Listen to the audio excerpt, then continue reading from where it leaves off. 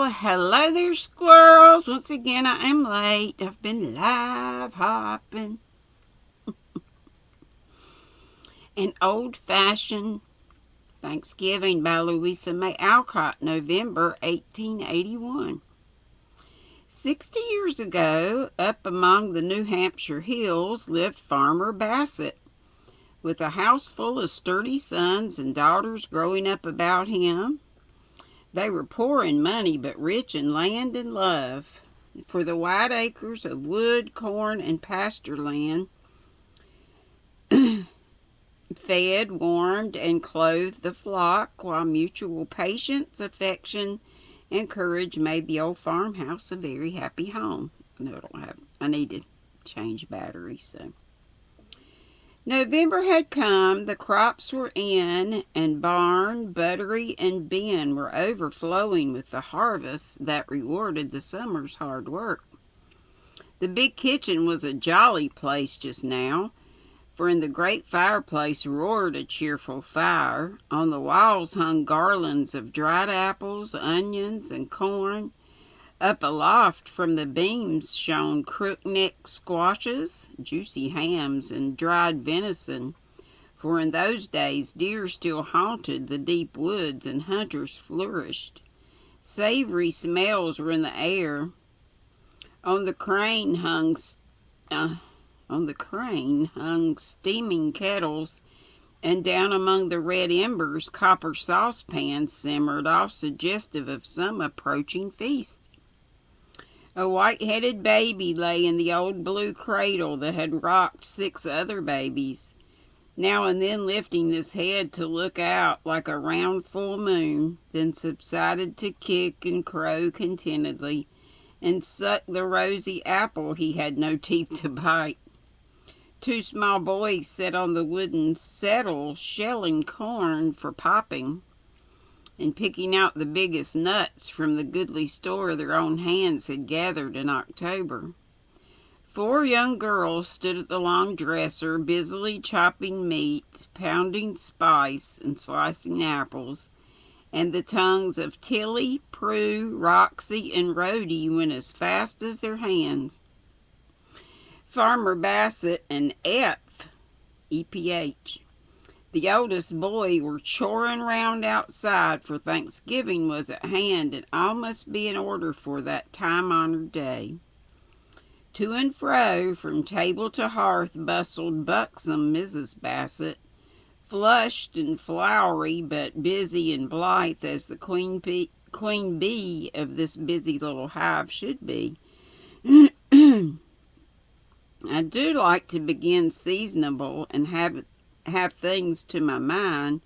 Thanksgiving dinners can't be drove, and it does take a sight of victuals to fill all these hungry stomachs, said the good woman. Mom used to say victuals and victuals, as she gave a vigorous stir to the great kettle of cider applesauce and cast a glance of housewifely pride at the fine array of pies set forth on the buttery shelves. Mom used to talk about her grandmother.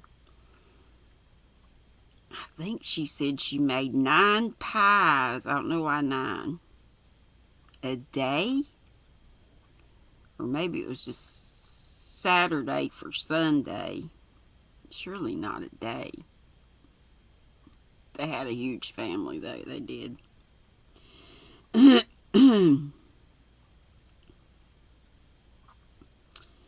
Let's see, pie set forth. Oh, okay. Only one more day, and then it will be the time to eat. I didn't take but 1 bowl of hasty pudding this morning, so I shall have plenty of room when the nice things come, confided Seth to Saul as he cracked a large hazelnut as easily as a squirrel.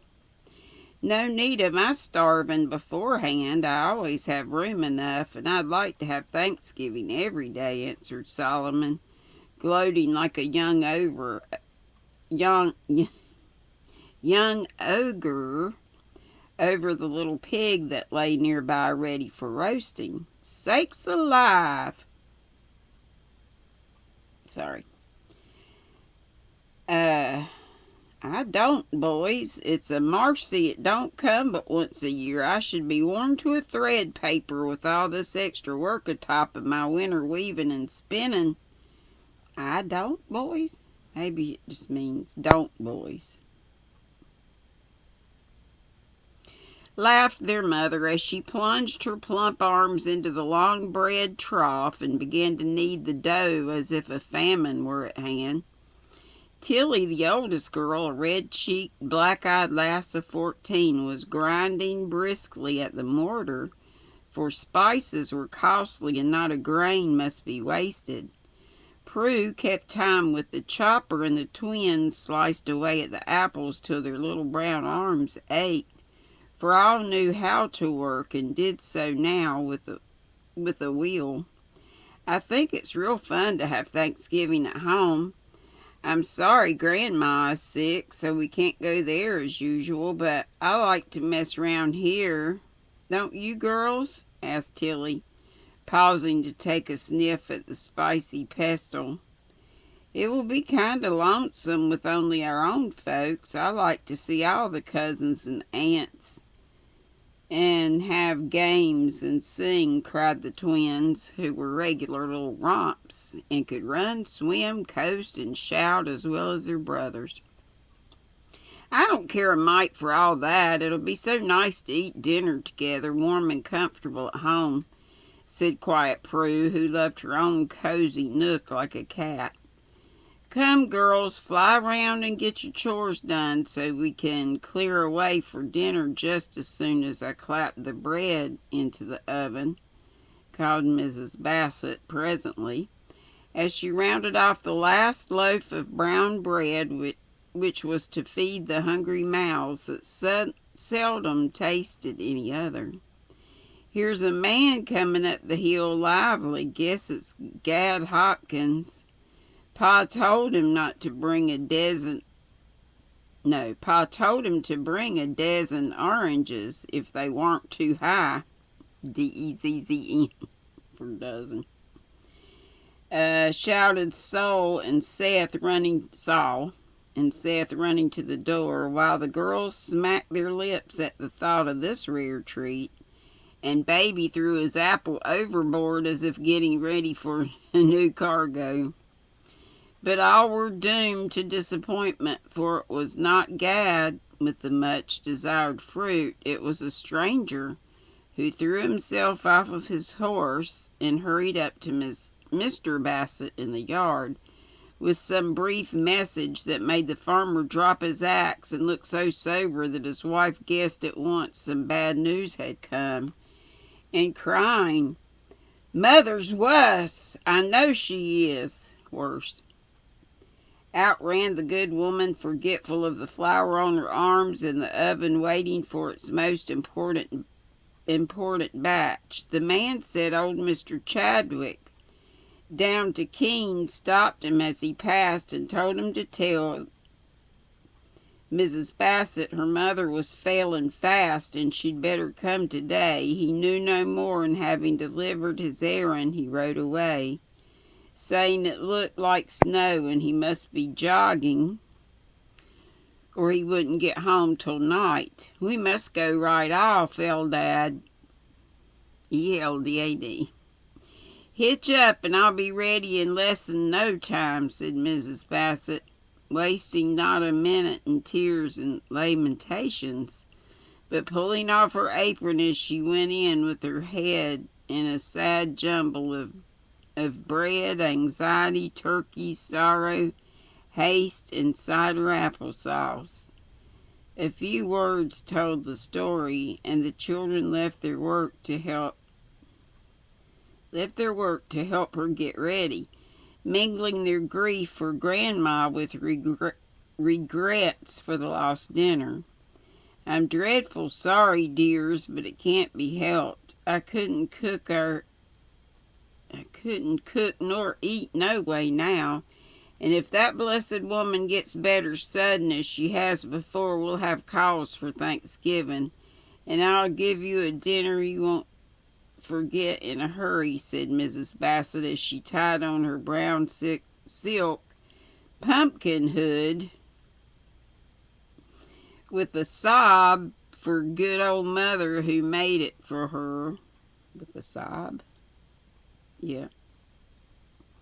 Not a child complained after that, but ran about helpfully, bringing moccasins, heating the footstone,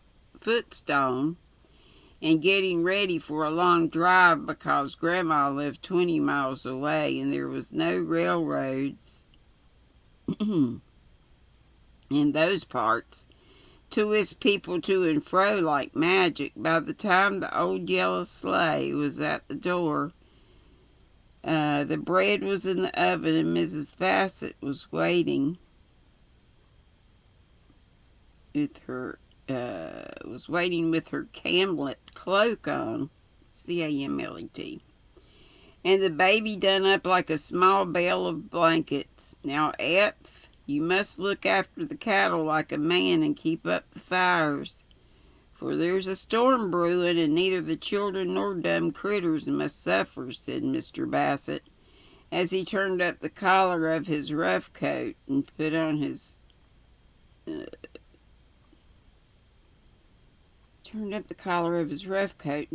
blue mittens, while the old mare shook her bells as if she preferred a trip to Keene to hauling wood all day.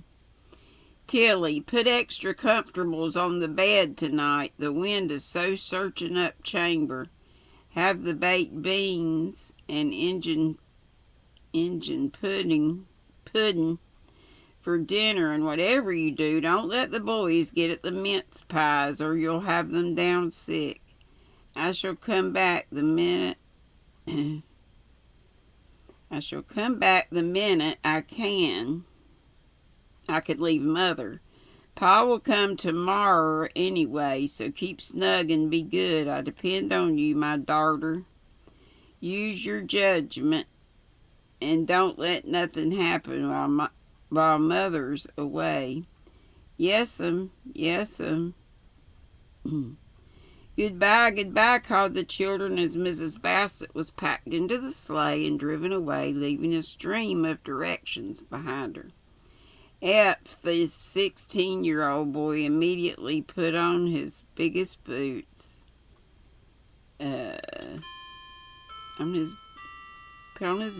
Assumed a sober, responsible manner, and surveyed his little responsibilities with a paternal air, drolly like his father's. Tilly tied on her mother's bunch of keys, rolled up the sleeves of her homespun gown, and began to order about the younger girls. They soon forgot poor Granny and found it great fun to keep house alone, for Mother seldom left home but ruled her family in the good old-fashioned way. There were no servants. For the little daughters were Mrs. Bassett's only maids, and the stout boys helped their father, all working happily together with no wages but love. Learning in the best manner the use of the heads and hands with which to make their own way in the world. The few flakes that caused the farmer to predict bad weather soon increased to a regular snowstorm, with gusts of winds, for up among the hills winter came early and lingered long. But the children were busy, gay, and warm indoors, and never minded the rising gale nor the whirling white storm outside. Tilly got them a good dinner, and when it was over, the two elder girls went to their spinning. For in the kitchen stood the big and little wheels, W-H-E-E-L-S, and baskets of wool rolls ready to be twisted into yarn for the winter's knitting, and each day brought its stint of work to the daughters, who hoped to be as thrifty as their mother. Eph kept up a glorious fire and superintended the small boys who corn and whittled boats on the hearth, while Roxy and Rhodey dressed corncob dolls in the settle corner, and Bose, the brindled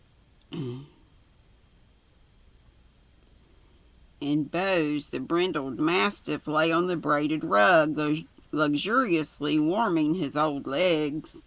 Thus employed, they made a pretty picture, these rosy boys and girls in their homespun suits.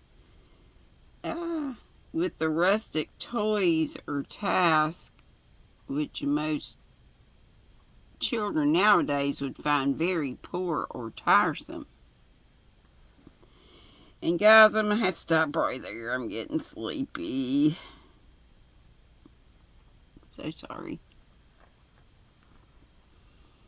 Working on this. Hadn't done much more since live today. Just get so doggone sleepy. Can't read without falling asleep. Knit or crochet without falling asleep. Oh, it all just relaxes me so much. I think we're going to enjoy these stories, don't you? Try to read earlier in the day. Sleep well. Or if you're watching this, it's tomorrow, Thursday, or whenever. Have a happy day. Love you all. Be sweet. Don't be ugly. Bye-bye.